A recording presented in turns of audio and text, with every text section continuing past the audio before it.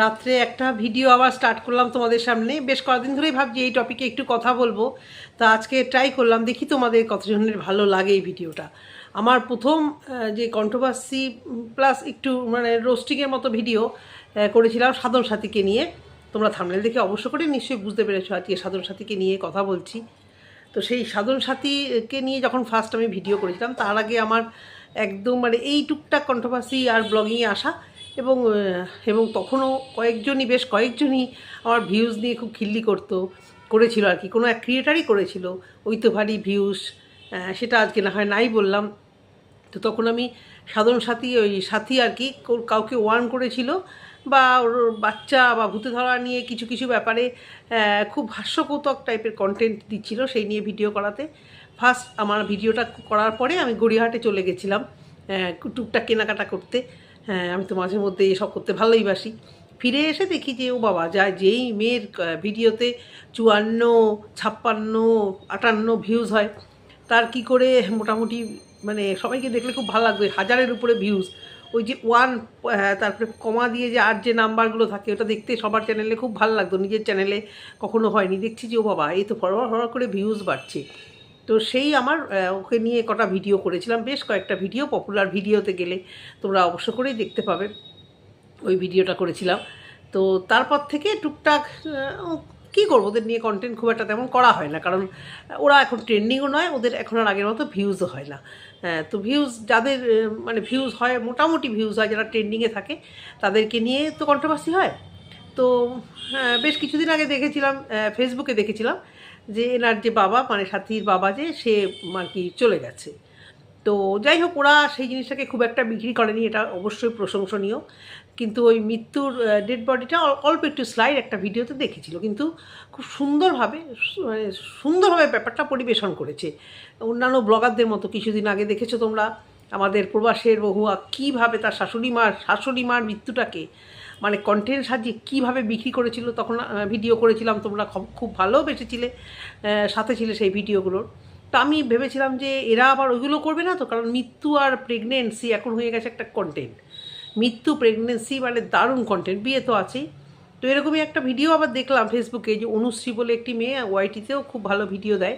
তো ওর second issue হচ্ছে বলে ওকে অনেকেই আজিবাজি, অত রকমের মানুষ থাকে না, আজিবাজি কমেন্ট করছে। তা ও সেটা নিয়ে খুব দুঃখিত, এবং বলছিল যে আজিবাজি কমেন্ট যে করবে তার প্রোফাইল নিয়ে একদম ভাইরাল করে দেবে বা ভিডিও করবে। ঠিকই, ভিউয়ার্সরা কেন একটা মানে ভালো একটা প্রথম বাচ্চা 7 বছর, তারপরে যদি আরেকটা বেবি নেওয়া হয় 100 বার ভালো, যদি সে মেনটেন করতে পারে। আমারও ছেলে আর মেয়ের মধ্যে ওই 7.5 বছরেরই ডিফারেন্স, তখন ছেলে অনেকটাই বড় হয়ে গেছিলো, বুঝতেই পারো। তো বলেছি না, আমাদের বাবার বাড়ির দিকে এটা একটা ভীষণ নিয়ে, যে একটা এখন কি দিদিদের কি একটা করে ছেলে মেয়ে নেই, একটা করে ছেলে মেয়ে আছে অনেক দিদিদের, আবার কারো 2টো করে আছে। বলে খুব মানে হিংসুকুটি হয়, মেয়েদেরকেও বিয়ে দিতে চায় না, ছেলেদেরকেও মানে যার সাথে বিয়ে দেবে যে বউদের, তাদের যেন শালি থাকে, এরকম মেন্টালিটিতে ওরা থাকে। তো ও ঠিক আছে, অনুশ্রীর আবার একটা বাচ্চা হচ্ছে, এই নিয়ে ওকে কেউ খারাপ খারাপ কথা বলেছে, আজকে দেখছি আমার ভিডিওগুলো।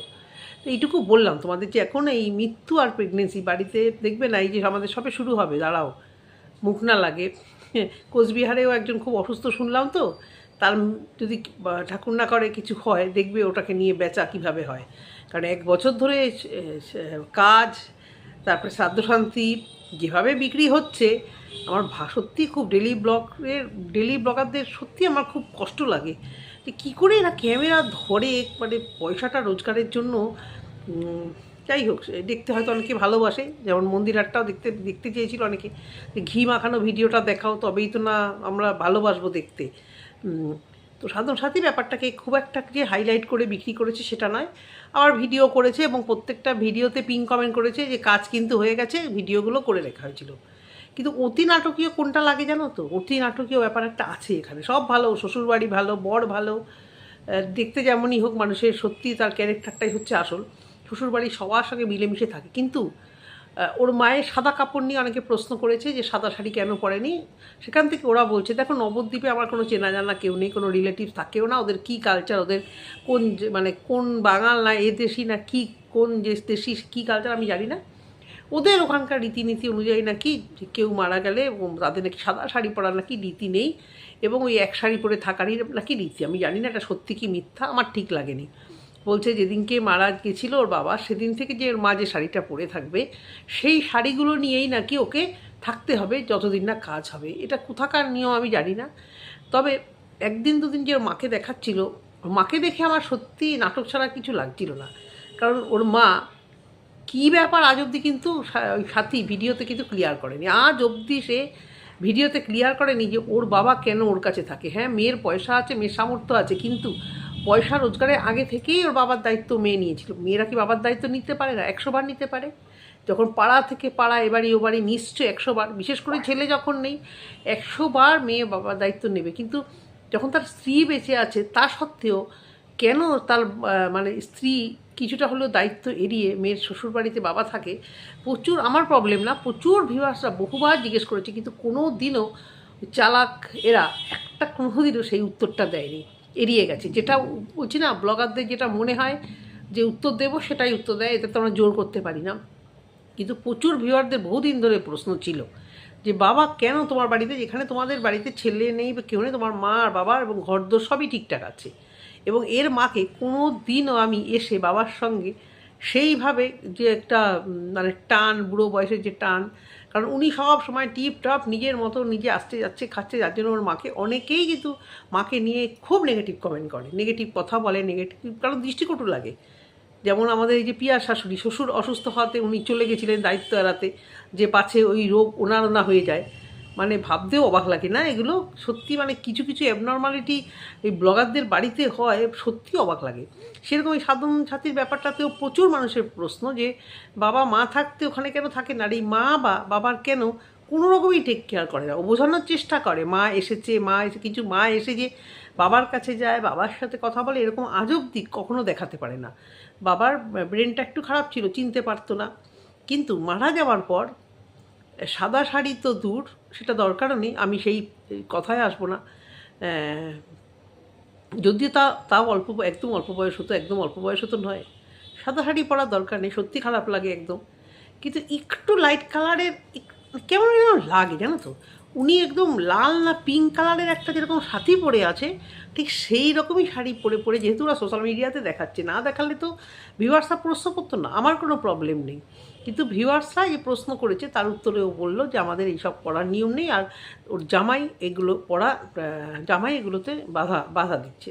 অবশ্যই জামাইয়ের মেন্টালিটিকে আমি খুব করি যে অত গ্রামে থেকেও মেন্টালিটিটা অনেকটাই ভালো, কিন্তু তবুও মানে সোশ্যাল মিডিয়ার লোকেরা কথা বলছে, সেই উত্তর যখন দিয়েছে, তো আমার মনে হয় একদম মানে শোক পালন দেখানোর দরকার নেই, তবুও একটু অন্যরকম উনি থাকতেই পারতেন।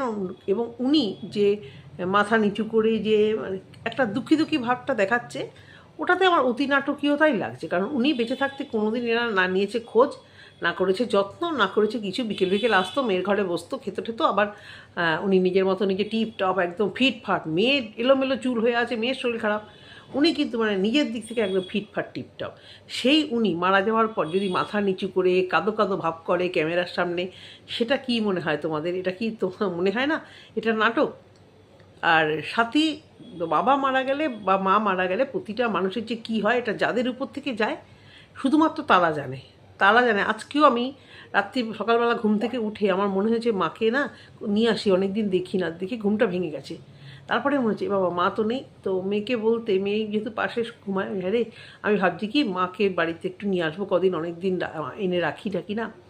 ও বলছে তোমার মাথা থেকে এই 1 বছরেও ওই কনসেপ্টটা এখনও তুমি মানে তোমার মাথা মেনে নিতে পারেনি যে দাদি আর নেই, এই কনসেপ্টটা তুমি কিছুতেই এর থেকে তুমি বেরোতে পারছো না মা, যার জন্যই তুমি এখনও মনে হচ্ছে যে হট করে যেন মার সাথে ফোনে কথা বলি, যেন নিয়ে আসি। তো বাবা মা চলে গেলে প্রতিটা মেয়ের কষ্ট হয়, অনেকে খুব শক্ত, অনেকে মানে ব্যাপারটা থেকে খুব চট করে বেরিয়ে আসতে পারে, আর অনেকে সত্যি সেটা নিয়ে মানে কী যে কষ্ট হয়। তো সাথী ক্যামেরার সামনে আসলেই ও মানে খুব বাবার কথা বলছে, কষ্ট লাগছে, আর ওর বড় বোঝাচ্ছে তোমাদের দিদিকে আর সামলাতে পারছি না। এই নিয়ে ভিউয়ার্সরা অনেকেই লিখেছে বেশি নাটক করো না, বাবা মা চলে গেলে সবারই খারাপ লাগে, কিন্তু ওই অত্যাধিক যে ব্যাপারটা একই জিনিস দেখাচ্ছে, আর ওদের ক্যামেরার যে অ্যাকশানটা আমার মনে হয় যেন ওরা আগে যেন রিহার্সাল করে নেয়, ওরা যে কথাগুলো বলে আমার মনে হয় যেন ওরা কথাগুলো এত সুন্দর করে বলে একটুও না থেমে। আমার মনে হয় একটু আগে বোধহয় একটু রিহার্সাল করে নিয়ে যেতে হয়। তোমরা যারা দেখো ওদের ভিডিও তারা একটু বলবো তো তোমাদের এই জিনিসটা মনে হয় কি না। আমার মনে হয় বলেই বলছি, কি বারবার যে কদিনই ভিডিও দিচ্ছে কোনো কিছুই ছাড়ছে না বলতে, সব কিছুই মোটামুটি দেখাচ্ছে একই কথাই, যে বাড়ি থেকে লোক চলে গেলে একা একা ফিল হবে, মনে হবে যেন কিছু নেই, বাবার মৃত্যুটা তোমাদের দিদিভাই মেনে নিতে পারছে না। আমি বলছি চলো একটু ঘুরে আসি, তখন দিদিভাই বলছে আবার চলো একটু মার বাড়ি থেকে বেরিয়ে আসি, তাহলে একটু মনটা ভালো লাগবে। এই সময় সত্যি কেউ চলে গেলে বাড়ির কেউ সত্যি মনে হয় কোথায় গেলে শান্তি পাবো, কোথায় গেলে খুঁজে পাবো। আমার তো মা চলে যাওয়ার পর আমি বাড়িতে বায়না করছিলাম আমার বরের কাছে যে আমাকে ওই যে বার্নিং ঘাটে দাহ করা হয়েছে আবার একটু ওখানে নিয়ে যাবে। বলছে পাগল, বার্নিং ঘাটে কেউ নিয়ে নিয়ে যায়? আমি বলেছি হ্যাঁ যা, আমি ওই নিমতলা ঘাটে আমি যেতে চাই, আবার যেতে চাই, যদি যদি যেন খুঁজে পাই। এরকম টাইপের একটা মেন্টালিটি হয়ে গেছিলো আমার, মানে টিল ডে এখনও আছে। এবং আমি গিয়েও ছেড়েছি, আমি অনেক দিন পরে আমি গিয়েও ছেড়েছি, দিদিকে নিয়ে জোর করে আমি আমি এখানে আবার গেছি। খুঁজে কি আর পায় মাকে, কিন্তু ওই আর কি কেমন যেন একটা মানে মনে হয় যেন যদি পাই কিছু। তো সেরকম সবারই হয়, কিন্তু বারবার এই মানে ক্যামেরা অন করে এই যে দুঃখের এগুলো বিবরণ দেওয়া, এগুলো তো মানে শুধু ভিউজ আর্ন করা ছাড়া কিছু নয়। এবারে আসি গিফট। হ্যাঁ, এখন তো মানে গৃহপ্রবেশেও সবাই খালি হাতে যায় না, সবাই গিফট নিয়ে যায়। আগে জানতাম যে গৃহপ্রবেশ হলে আর কি তোমার শুধু যায় আর খাওয়া দাওয়া করে। এখন তো দেখি গৃহপ্রবেশ হলেও বেশ সুন্দরভাবে গিফট নিয়ে শাড়ি ফাড়ি বা জামা কাপড় যাকে যার বাড়ি আর কি তার জন্য সত্যিই নিয়ে যেতে হয়, অনেকে গয়নাগাটিও নিয়ে যায়, এরকমও দেখেছি। তো এসেছে সবাই, সে শাড়ি প্রচুর পরিমাণে 550-600 লোক নেমন্তন্ন করেছে, শাড়ি তো পাবেই, এত শাড়ি পেয়েছে। তো অনেকেই সেখানে বলছে যে তুমি তোমার শাড়িগুলোকে দিয়ে দাও। এখন ও সেটা নিয়ে দেখলাম ফেসবুক ওয়াইটি দুটোতেই কন্টেন্ট করেছে যে তোমরা বলছো পাওয়া শাড়িগুলো দিয়ে দেবো, তাহলে যারা আমাকে দিয়েছে তারা খুব কষ্ট পাবে, আমি দিতে পারবো না। দেখো, এটা অবশ্যই সত্যি কথা যে তুমি প্রচুর শাড়ি পেয়েছো, আর ওই শাড়ি ছাপা শাড়ি হোক বা যা হোক বেশিরভাগ ওগুলো দুস্থদের দান করতেই পারো, ভিউয়ার্সরা যেরকম বলেছে। কিন্তু তো সাথীর কথা হচ্ছে যারা আমাকে দিয়েছে আমার খুব কাছের লোক, তারা আমার হাতে দিয়ে বলেছে এটা তুই পড়িস। এবার তুমি যদি অফ ক্যামেরাতে দেখাও বা তারা জানবেটা কী করে? অনেকেই এরকম আছে না, ধরো একটা শুনেছি আমি এরকম বিয়ের গিফট, ধরো তুমি একটা জিনিস অনেকগুলো পেয়ে গেলে, হ্যাঁ বিয়েতে তো সব কাছের লোকই আসে, ধরো অনেকগুলো পেয়ে গেলে, সোনার জিনিস বলো বা এই জিনিস বলো। তো সেই জিনিস আমি তো কত আংটি পেয়েছি আমার হাতে ঢোকেনি, রোগা ছিলাম তবুও আমার হাতে ঢোকেনি, তো সেগুলো রেখে আমি কী করব? ফার্দার যখন কারোর বিয়ে পড়েছে যদি প্রয়োজন মনে করি দিয়ে দেওয়া হয়েছে। আমার ছেলে বা মেয়ে ওদের মুখে প্রসাদে সময় প্রচুর পরিমাণে আংটি পেয়েছে, প্রচুর। এবার অন্য কারোর যখন অনুষ্ঠান কখনো হয়েছে মনে করেছি ওখান থেকে একটা দুটো তিনটে দিয়ে দিয়েছি, তাতে তো তারা দেখতে আসছে না, দেখতে আসছে কি? তো ও যদি অফ ক্যামেরায় করে বা দেওয়ার ইচ্ছে থাকে তাহলে কি ওর চেনা জানা সবাই কি ওকে ছেঁকে ধরবে তুই আমার শাড়ি দিলি কেন, আমার শাড়ি দিলি কেন? এই যুক্তিটা আমি ঠিক মানতে পারলাম না। তোমরা যদি মনে করো এই যুক্তিটা ও ঠিক দিয়েছে সাথী, তাহলে তোমরা বলতেই পারো এই কথা নিয়ে, কিন্তু এই যুক্তিটা আমার ঠিক লাগলো না যে ওরা দুঃখ পাবে বলে আমি শাড়িগুলো দেবো না। জানতে না পারলেই হলো, তোমাকে দিয়েছে তুমি এবার কী করবে এটা তোমার ব্যাপার। ওরা তোমাকে পড়তে দিয়েছে, কিন্তু অতগুলো শাড়ি 3-4 বছরেও পরে মানুষ শেষ করতে পারবে কি না, যদিও এ সবসময় ছাপা শাড়ি বেশিরভাগ পরে থাকে। তো যাই হোক, সমস্ত কিছু মিটে যাওয়ার পরের দিনই আবার যে ভিডিওটা দেখলাম বললো যে এবার থেকে নতুন ভিডিও পাবে। তারপরে জোকার ওখানে যে জায়গা জমির এখন সব ব্লগাররাই দিচ্ছে, সেখানে যে জায়গা জমির অ্যাডভার্টাইজ করলো এবং পুরো উৎফুল্ল দেখালো, খুব ভালো কথা। সবসময় তো ক্যামেরার সামনে দুঃখ দেখাবে না, কিন্তু ওই যে কদিনই ভিডিও দিয়েছে ওই এক ফ্যাচর তোমাদের দিদি মর্মাহত হয়েছে, তোমাদের দিদি এই হয়েছে, আর যখনই ক্যামেরাটা ফেলছে পুরো অন্যরকম হয়ে গিয়ে মানে পুরো টকাস কথা রিহার্সাল দিয়ে বানানো হলে। বাবা মারা গেছে দুঃখ হয়নি আমি একদমই বলছি না, খুব কষ্ট হয়েছে, ও একটা মাত্র মেয়ে, ভালোবাসতো, যত্ন করেছে, সব ভালো, কিন্তু ক্যামেরাটা সামনে ফেললেই অকারণে ওইটুকু বোধহয় না দেখাতেই পারতো, কারণ পৃথিবীতে এ একা নয়। যে ঘটনাগুলো বলছে আর একদম অল্প বয়সে হুট করে অ্যাক্সিডেন্টাল ডেথ এরকমও কিন্তু বাবার হয়নি, তাই না?